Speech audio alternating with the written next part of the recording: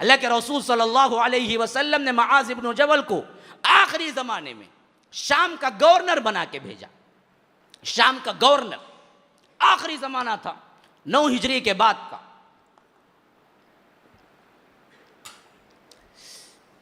अल्लाह के रसूल पैदल चले, हज़रत मुआज़ इब्न जबल सवार थे। कहा कि अल्लाह के रसूल ये कैसी बेअदबी है, मैं सवार आप पैदल, या तो इजाज़त दीजिए मैं उतर जाता हूँ, या तो आप भी सवार हो जाइए, या आप सवार हो जाए मैं पैदल चलता हूँ। कहा कि नहीं मुआज़, अल्लाह की राह में चंद नेकियां लेने का मुझे मौका मिला है तो मैं क्यों ना छोड़ दूँ। रसूल जैसी शख्सियत मुआज़ की बात पकड़े चल रहे थे। अल्लाह के रसूल ने इजाज़त नहीं दी उतरने की, मुआज़ तुम बैठे रहो। यहाँ तक कि मदीने का बॉर्डर आ गया, यहाँ से अब शाम को निकलने वाले थे। और रिकाब में जहाँ पर क्या है, घोड़े के ऊपर रख के पाँव रख के चढ़ा जाता है, उसे बोलते हैं रिकाब। जिस तरह क्या है गाड़ियों के लिए सीढ़ियाँ होती हैं, उसी तरह घोड़ों पे क्या होता है, उनके जीन के साथ रिकाब होता है जिसमें पाँव रख के चढ़ते हैं। जब वहाँ तक पोजीशन आ गई और वो चढ़ के जाने लगे और अल्लाह के रसूल उन्हें बाग छोड़ के जाने लगे, कहा मुआज़ एक नसीहत करता हूँ याद रखो, क्योंकि मैं समझता हूँ कि अगली मर्तबा जब तुम शाम से लौटोगे तो शायद मैं नहीं रहूँगा, मेरी कब्र पर से गुजरोगे। हज़रत मुआज़ धार धार रोने लगे। अल्लाह के रसूल ऐसे वक्त में मुझे जुदा करते हैं आप, मेरी तो शदीद ख्वाहिश है कि मैं आपके साथ रहूँ। आप कहते हैं कि आपकी क्या है वफ़ात भी करीब है और मैं अगली बार आपको नहीं देख सकूँगा, और ऐसी हालत में आप कहते हैं कि शाम का गवर्नर बन के जाओ, मुझे नहीं चाहिए, लेकिन रसूल मैं आपके साथ रहता हूँ। कहा कि नहीं मुआज़, मेरा हुक्म यही है कि तुम जाओ। तो मुआज़ ने क्या है पत्थर की तरह अपने दिल को बांध लिया। फिर ऐसे वक्त में अल्लाह के रसूल ने कहा कि मुआज़ एक आखिरी वसीयत तुम्हें मैं करता हूँ, जहन में रखना, क्योंकि तुम गवर्नर बन के जा रहे हो, बड़े बन के जा रहे हो, सब तुम्हारे माथे हती में होंगे, तुम्हारे पास पावर है। अब देखो याद रखो, इय्याका व दाअवतल मज़लूम फ़इन्न बैनहु व बैनल्लाहि हिजाब। देखो मज़लूम की बद्दुआ से बचो, मज़लूम की बद्दुआ से बचो। खा काफिर हो, खा मुशरिक हो, खा मुल्हिद हो, खा कोई भी मज़हब का मानने वाला हो, खा मुसलमान हो या नहीं हो, अल्लाह और उसके दुआ के दरमियान कोई हिजाब नहीं होता। अल्लाह फ़ौरन कबूल करता है, अल्लाह फ़ौरन कबूल करता है मज़लूम की बद्दुआ। ये नहीं देखता कि उन्हें काफिर है। जिन बीवियों को पीसते हैं शौहर, जिन ससुराली घरानों के अंदर बहुओं को तजलील किया जाता है, याद रखो वो मजलूम है। अगर उनकी निकली हुई अगर तुम्हें दुनिया में नहीं मिली तो वो आए सब मिलके अजाब की शक्ल में तुम्हें आखिरत में मिलेंगी। अल्लाह के पास देर है, अंधेर नहीं है। देर हो सकता है। जिन जिन घरों में बहुओं को लाकर जेठ और ननन के कपड़े धुलाए जाते हैं, जिन जिन घरों में क्या है काम वाली से बदतर सलूक करके भी क्या है उन्हें खाना तक बराबर नहीं दिया जाता है, जिन जिन घरों के अंदर आपको तमाम काम तकसीम होते हैं सिर्फ बहू के लिए, खुद अपनी बेटी ननन के लिए नहीं होता है, अल्लाह की कसम याद रखो उनके जुबान से नहीं उनके दिल से निकलने वाली आह को भी अल्लाह बगैर किसी रद्दो के कत के कबूल करेगा। और वो आहें या तो तुम्हें दुनिया में बर्बाद करेंगी या आखिरत में। अच्छी तरह याद रख लो, जितने सांसें जालिम है ना वो गुर्दे फेलियर होके मरती है। डायलिसिस खाओ भुगतो, हाँ क्यों नहीं करेगा अल्लाह। बेड में ऐसे पड़ाता है मरते वक्त 3-3 4-4 साल कोमा में पड़ी रहती हैं, हाँ खलासत का भी होश नहीं होता है। ऐसे फिर आता है अल्लाह, फिर उसके बाद बुलाता है।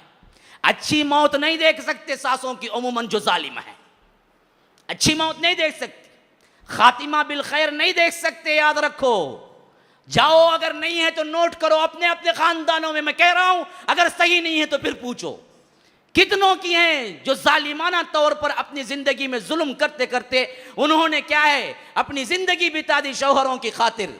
आखिरी में वही सास कैंसर, वही सास गुर्दे फेलियर, वही सास बीमारों का मजमुआ, रगड़ रगड़ के मरती है, रगड़ रगड़ के कुत्ते की जो मौत होती है। वैसे अल्लाह यही दिखाता है, जुल्म करते हो ना भुगत के जाओ, यहीं भुगत के जाओ। सिर्फ यहाँ से ख़त्म नहीं, वहाँ भी लूँगा पूरा पूरा बदला फिर बाद में भी। हाँ हमने मामूली समझ रखा है मुआशरे को। अल्लाह देखने वाला नहीं है। अल्लाह तबारक व तआला जुल्म पे कैसे राजी हो सकता है? हमने खानदानों की बागदौड़ ही जुल्म पे रखी हुई है। खुद की बेटी होती उसको एक काम नहीं, घर में नई नवेली दुल्हन आती उसका पूरा किचन संभालना, ये कौन सा इंसाफ है? वो आई बीवी, तुम्हारे बेटे की बीवी बन के आई, तुम्हारे खानदान की नौकरानी बन के आई। किस शरीयत ने उन पर पूरे खानदान की जिम्मेदारी डाली? कौन है? लाओ एक हदीस पेश करो। खानदान की जिम्मेदारी किसने डाली? शौहर की इताअत की जिम्मेदारी डाली। हाँ, अखलाकी तौर पर सास ससुरे का कुछ ख्याल रख लेती है तो अच्छा है, अखलाकी तौर पर वो भी। कानूनी जिम्मेदारी नहीं, कानूनी जिम्मेदारी शौहर की है बस। लेकिन ये बदबख्त, इस पर अंधी पट्टी ऐसी बनती है कि जो माँ बोले करो जी वो, जो तुम्हारी बहन बोले करो जी वो, नहीं तो नाराज हो जाएंगे। तो याद रखो, तुझे माँ के नाराज होने का डर है, अल्लाह के नाराज होने का डर नहीं। अल्लाह तबारक व तआला छोड़ दे, अल्लाह तबारक व तआला इसको माफ कर देगा, अल्लाह तबारक व तआला इस जिंदगी से रफ़ो दरगुजर कर देगा? नहीं, अल्लाह अपने तौर पर कोताही गुनाह होता है तो माफ कर सकता है। तुम्हारा इनफरादी गुनाह था, अल्लाह कहता है कि मैं चाहूं तो माफ कर दूं। लेकिन बंदों का जुल्म था, गुनाह था, बंदे जब तक नहीं माफ करेंगे अल्लाह भी माफ नहीं करता। अल्लाह नहीं माफ करेगा जब तक के बंदे नहीं माफ करते। इसी से हमने देखा है बहुत से मरते वक्त सासों को एहसास होता है तो बहुओं से माफिया मांग के मरती है। मैंने बहुत जुल्म किया था, आज पा रही हूं, बहू माफ कर दो। उस वक्त माफ नहीं करके क्या करेगी? बहू भी माफ कर देती। हाँ, हमने बहुत देखा है, पढ़ा है। मैं ये नहीं कहता कि क्या है, सब ऐसे हैं, लेकिन आज का कल्चर ही ऐसा है। ये जुल्म जियादती ना होते हुए तलाक, जब चाहे जो चाहे। ये बदबख्त है, ये बदनिगाह है, ये रात भर किसी के पीछे फिरता है, ये मासूम सी औरत इसके बच्चों को संभाल के इसके रात के आने तक तकती रहती है, लेकिन बेवकूफ़ आके इस पे चिल्लाता है, इस पे गर्म होता है और नौबत यहाँ तक पहुँचती है कि जाओ तलाक तुम्हें। अब रोती धोती माँ की दहलीज पे आ गई, पुरसा ने हाल कोई नहीं, पैसा कहाँ से आए, बच्चों को कौन पढ़ाए, इसको कौन देखे। फिर मुआशरे में इंतशार, फिर मुआशरे के अंदर बदकारियाँ फूटती हैं। औरत जाए तो कहाँ जाए, मुतल्लका जाए तो कहाँ जाए, कौन पनाह देने के लिए तैयार है? बगैर अपनी लज्जत के एक पैसा खर्चा करने के लिए तैयार नहीं है मर्द। आज का इतना गिरा हुआ मर्द है, वो क्यों इसको पैसा देगा रहम करम पे? नहीं, तो अपनी इस्मतें लूटती हैं, अपनी इस्मतें लूटती हैं, अपनी इज्जतें खोती हैं, मुआशरे में अनारकली पहलती है, मुआशरे के अंदर बेहयाई फैलती है, मुआशरे के अंदर क्या जिना फैलता है, फिर इनकी भी अपनी कुछ बनती है। तब तक के दिल सियाह हो चुका होता है दोनों का। लेकिन वजह कौन बना? मर्द। अगर ये बदबख्त तलाक न देता तो इस मासूम सी बच्ची जो आज जानी बन चुकी है, एक घरवाली बन के जिंदगी गुजार रही होती। इसने शुरू किया था। अल्लाह छोड़ देगा इसको? अल्लाह माफ कर देगा इसको? क्या सोच रखे हैं अल्लाह के बाद? अल्लाह जालिम के सपोर्ट करेगा? मजलूम से अल्लाह तबारक व तआला छोड़ देगा? फिर तो अल्लाह इंसाफ वाला कहां रहा? अल्लाह के इंसाफ का तकाजा है। अल्लाह की कसम खा के कहता हूं, दोबारा कहता हूं, सहबारा कहता हूं, अल्लाह के इंसाफ का तकाजा है। अल्लाह मुंसिफ है। इसके लिए जरूरी है कि इन बदबख्तों को अल्लाह तबारक व तआला जहन्नम का अजाब का मजा चकाएगा। मामूली नहीं है। तुम रोजेदार बन जाओ, लेकिन तुम बीवी के साथ क्या करते हो अल्लाह को मालूम है।